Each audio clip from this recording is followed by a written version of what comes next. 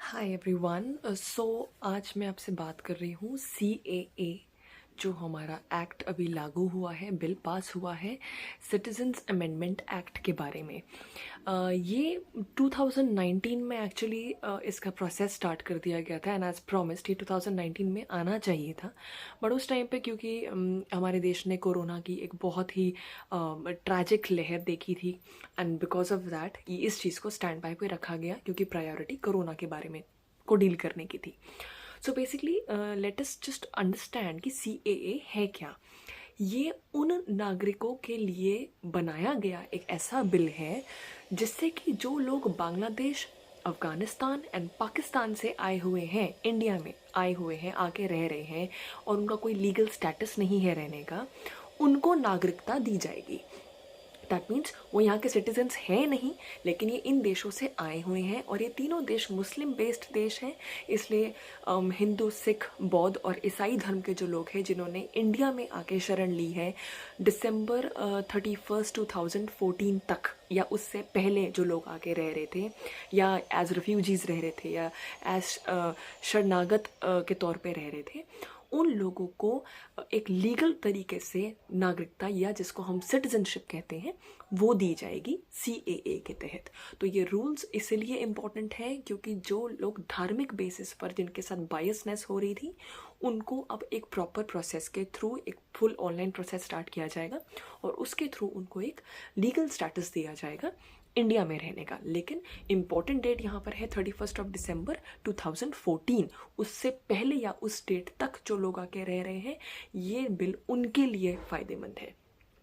अब इसमें कुछ ऐसी चीज़ें हैं, जैसे मुस्लिम लोगों ने ये कहा या ये पूछना चाहते हैं कि उनके साथ क्या, क्योंकि इसमें सिर्फ 4 सामूहिकता के लोगों को देखा गया है, विच इज़ हिंदू, सिख, बौद्ध एंड ईसाई धर्म के जो लोग हैं।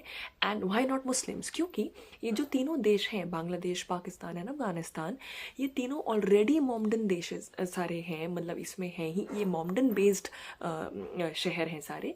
तो उनके राइट्स तो एज इट इज़ हर्ट नहीं होंगे। और CAA का एक सबसे इम्पॉर्टेंट बात यह है, जैसा कि अमित शाह जी कह रहे हैं, ये नागरिकता देने के लिए बिल पास किया गया है, किसी की सिटीजनशिप को छीनने के लिए नहीं किया गया है।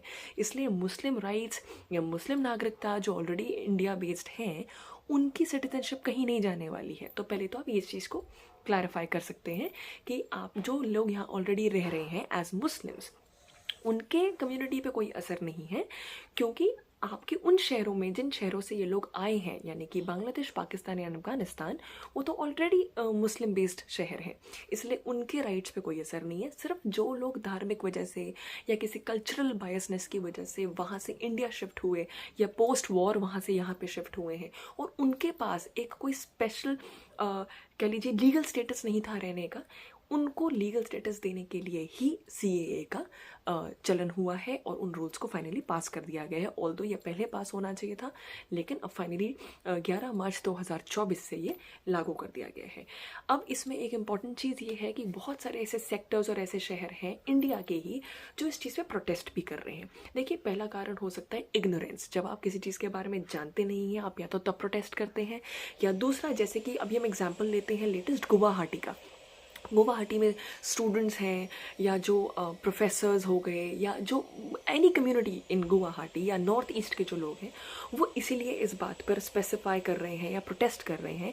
देखिए, उनके नागरिकता पे कोई असर नहीं है, ना ही उनसे कोई कुछ छीन रहा है, लेकिन उनको इस बात का एक डर है कि अगर हमारे पास लोग आके रह रहे हैं, या कल को हमारे शहरों में रहेंगे, तो हमारी कल्चर में जो डाइल्यूजन आ जाएगा।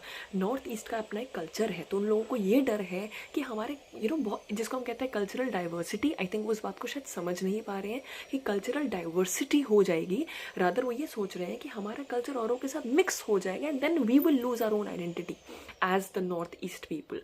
सो ऐसा कुछ नहीं है। इस टाइम जब कोई नया बिल पास होता है या नया कोई रूल लागू होता है, सी वी नीड टू अंडरस्टैंड कि थिंग्स टेक टाइम, कुछ चीज़ों में समय लगता है। आपको जब वो धीरे धीरे बिल लगेगा, और धीरे धीरे जब आपका सारा सिस्टम सेट हो जाएगा, then we'll get to know कि उसमें एग्जैक्टली लूप होल्स क्या हैं। ऑल्दो लूप होल्स इसमें है नहीं क्योंकि नागरिकता दी जाने वाली है, छीनने जाने वाली नहीं है। तो इसमें बस यही 2-3 बातों का ध्यान रखना था। और इसके बेसिस पर अगर और कुछ नया ऐसा आता है जो कि थोड़ा सा कह लीजिए प्रॉब्लमैटिक हो या बायस क्रिएट करने वाला हो, तो we will update you on that also.